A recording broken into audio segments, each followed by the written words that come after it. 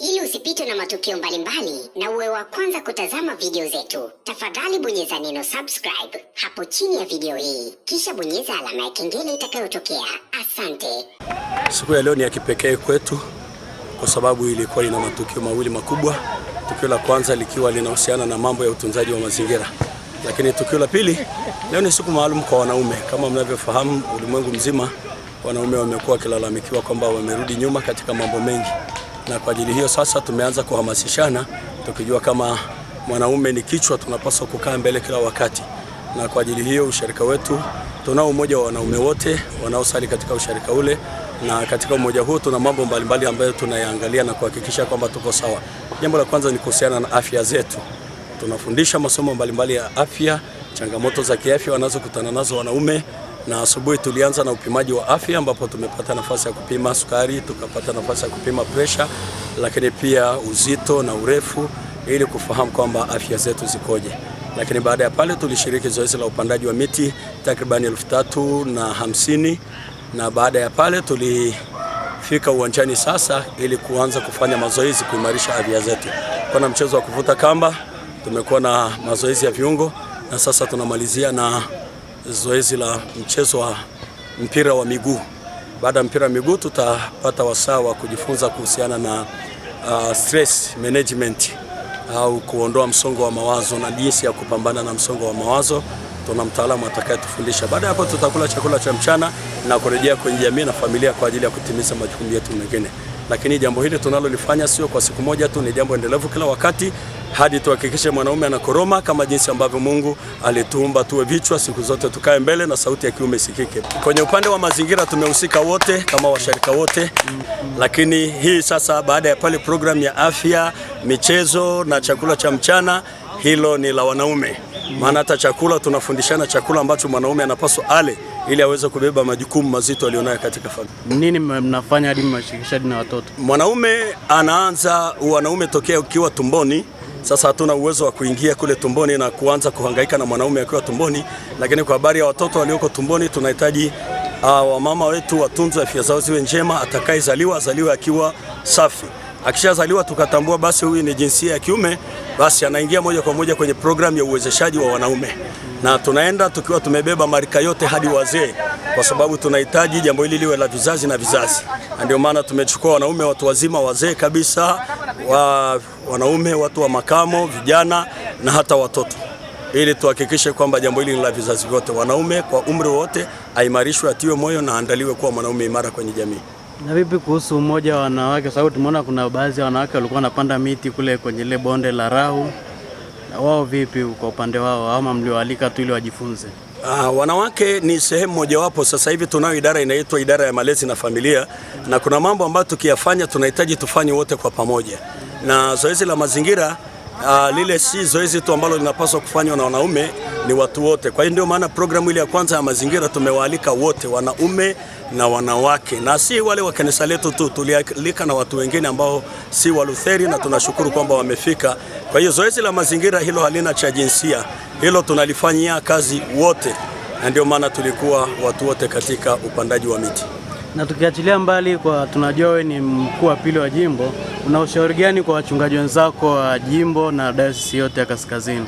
Ushauri wangu, kwa kuwa wachungaji wote tunatumikia mpango mkakati wa dayosisi yetu ya Kaskazini, basi ni lile tu la kutii na kuheshimu maongozi ya Baba Askofu Daktari Fredrick Onailisho, ambaye katika maongozi yake tumesema ni muhimu kipindi hiki tukaimarisha wanaume. Kanisa la Kiinjili la Kilutheri Tanzania liweze kuwa na wanaume walio imara na ambao wanaweza kusimama vizuri katika wanaume wao.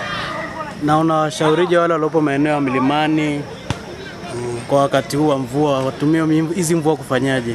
Wanaume walioko kwenye maeneo ya milimani wafanye kama sisi wa mijini. Sisi wa huku mjini tunafanya zoezi la upandaji miti, tunaamini kwamba kila mahali ni unapaswa kufanya hivyo, lakini tunafanya kazi ya udabuaji, maana yake kuondoa matakataka na mitaro iliyoziba, na kule vijijini kuna umuhimu pia wa kufanya namna hiyo. Mvua hii ni ya muhimu, ni ya baraka kwetu, ni vizuri ikatumika vizuri kwa kupanda miti, lakini kwa kuvuna maji, kutengeneza makinga maji. Sisi pia kuna maeneo machache ambayo tumeshauri na tumeweka makinga maji ili kuhakikisha kwamba mvua hizi zinatumika vizuri.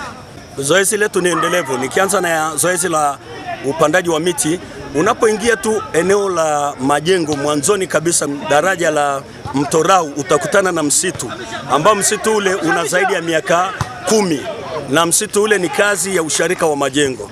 Kwa hiyo hata sisi tunachokifanya sio kipya, tunaendeleza maono ya wachungaji waliotangulia na wazee wote waliotangulia katika usharika wa majengo, kwamba upandaji wa miti katika kingo za Mto Rau ni jambo endelevu. Lakini pia hii ya wanaume ni endelevu kulingana na sera ya kanisa letu la Kiinjili la Kilutheri Tanzania Dayosisi ya Kaskazini. Ninaamini na KKT kwamba umoja wa wanaume utaimarishwa kuanzia sasa na vizazi vijavyo.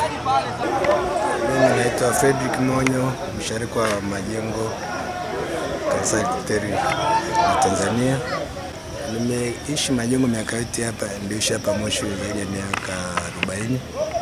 Na tulipoanzisha umoja wa wanaume tulikuwa na malengo mengi tu, na tulianza tu kwa ile corona inaanza. Kwa hiyo maono yetu yakafifia kwa miaka ile miwili ya corona.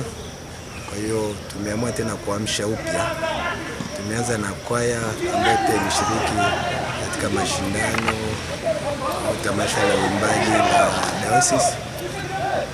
Pia tukiona pia ili tuendelee kuwa na uhai, tuwe na siku ya kipekee leo. Kwanza kutunza mazingira, tuanza kupanda miti katika Mto Rau, kutoka hapo daraja la Rau kuelekea mpaka msitu wa Njoro. Tulikuwa na miche 3000 na bado haikutosha, bado tuendelee na zoezi hilo, tunatakiwa endelevu. Lakini pia tukawa na michezo, tukapima afya zetu pia, kila mmoja hali yake ya afya. Baada ya hapo tukaja sasa kwenye maandamano mpaka kwenye uwanja wa KMC ili tuweze kufanya mazoezi ya mwili pamoja na kufanya michezo tofauti, kwa kuvuta kamba, mazoezi ya mwili kwa muda. Na sasa hivi tuko kwenye mpira wa miguu, tunacheza kati ya mtaa wa Njoro na mtaa wa Majengo, na inatufanya tuchangamke kidogo mpaka tunapomaliza shughuli zetu kwenye saa 9 mchana. Tukutana pamoja tupate elimu kidogo kuhusu wajibu wetu kama wanaume. Kama tunavyoona mmepanda miti asubuhi na mmeshirikiana umoja wa wanaume, umoja wa wanawake pamoja na watoto. Sasa vipi utaratibu mlioweka kuhusu kutunza ile miti ili iweze kuwa salama? Tunashirikiana na idara ya misitu, maana pia ndio walichangia katika kutupa hiyo miti, lakini pamoja kwamba wenye vitu wa mitaa wa maeneo yale pamoja na vitongoji wanashirikishwa ili waendelee kutunza maeneo yale. Lakini pia watoto wa kipaimara wakati wa ukame wakati wanashirikishwa kwenda kunyeshea. Sasa hivi kwa kuwa ni wakati wa masika, basi tutahitaji zaidi ya kutunzwa kwa maana kwamba mtu anang'oa au anaharibu. Sasa hivi mvua ikishaisha, basi kiangazi kianza, tuanza hiyo zoezi la kuhakikisha kwamba anapata maji ili iweze kuendelea kukua na kuimarika. Ushauri wako kwa wale wazee, sababu tumeona wewe umri umesogea kidogo, ni mtu mzima, na baadhi ya sharika zetu wako wazee wengi lakini wamerudi nyuma wakisingizia kwamba umri umeenda. Wewe unawashauri nini hao wazee kuhusu kujiunga na umoja wa wanaume? Kujiunga na umoja wa wanaume hamna cha umri, lazima ni mwanamume. Hata hiyo ushiriki mpaka Mungu atakupumzisha, kabla ukuwe na afya mbovu ambao unashindwa kushiriki shughuli za kawaida. Kama unaweza kutoka hapo nyumbani kaenda kwenye ibada, kaenda kwenye shughuli ndogo za kushughulisha, basi hata swala la kushiriki katika, maana sio lazima ufanye kazi ngumu, za kawaida tu. Hata michezo, mimi sikuingia kucheza mpira, lakini nilikuwa nahamasisha, nilikuwa nashangilia, lakini kwenye mazoezi nilifanya kwa kiwango changu, mwili uliruhusu kujikunja na nini, lakini najiona naweza. Hamna kuzeeka mpaka utaposhindwa kutoka hapo ndani labda. Na unawashauri nini vijana ambao asilimia kubwa wamerudi nyuma na wameingia kwenye makundi ambayo sio sahihi? Watambue kwamba wameshapotea njia, na kama mtu barabarani ukapotea njia, ni vyema ukatafuta njia sahihi, na njia sahihi ni kumtafuta Mungu. Tafuta Mungu, mpaka utapotea, lakini ukiishi bila Mungu utapata shida sana maishani. Mungu kwanza katika maisha, mengine yatafuata tu.